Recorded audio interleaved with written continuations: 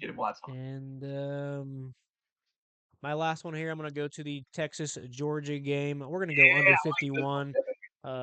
Go over Fanatics, you can get it -125 right now. I think that's a pretty good price. I don't really want to go down to 49.5, but if you have to, I think it's okay. But I really want this key number of 51 in this matchup. I think this Yeah, is the biggest matchup of the week. When these two get together, we tend to see defenses stand out. The last two meetings, we saw 45 points and 41 points. And again yeah. this season, both teams rank inside the top 25 in scoring allowed and these defensive red zone efficiencies. Both also rank inside the top 30 in defensive yards per play allowed.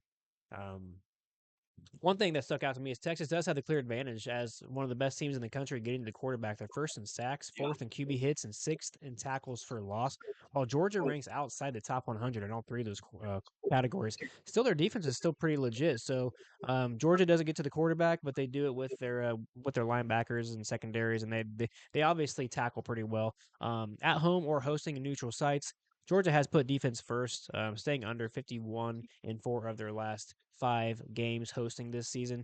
44 versus Florida, 49 Kentucky, 45 against Alabama, and then 34 against Austin P.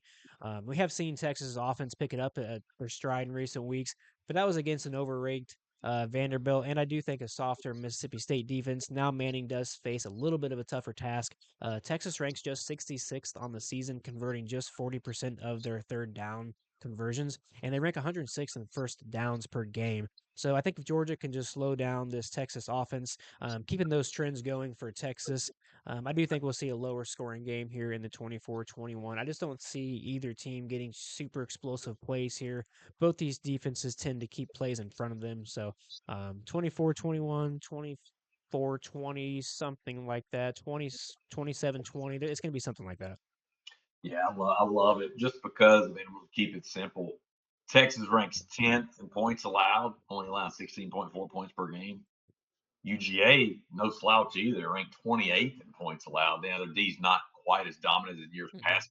Still, 28th, pretty daggum good rating, allowing just 21 and a half points per game. Both teams stop the run really well. Right. Dogs 17th in yards per rush allowed. The Horns, your hook 'em horns there, second in the country in yards per rush allowed. So I don't think Nate Frazier and company going to be able to just run wild in this. Mhm. Two really good defenses, two teams that, especially Georgia. I like Georgia unders just because they love to just play keep away, man. 10th in the Yeah. country in time of possession. They like those long 15 play drives Yep. that eat up Yep. 8 minutes. And next thing you know, the quarter's over. And so, yeah, I could see some limited possessions in this one. Was really shocked they opened this in the high 40s. I think it's still sitting at what, 49 and a half. It opened up 51.5, and I believe Yeah, it that's moved down. great. The sharp shot took it right down to 49.5, but I want to buy it back up to 51. At least I Yeah, would I not like go any higher than -125. If it's -130 or higher, I wouldn't touch it. I would just go to 49.5.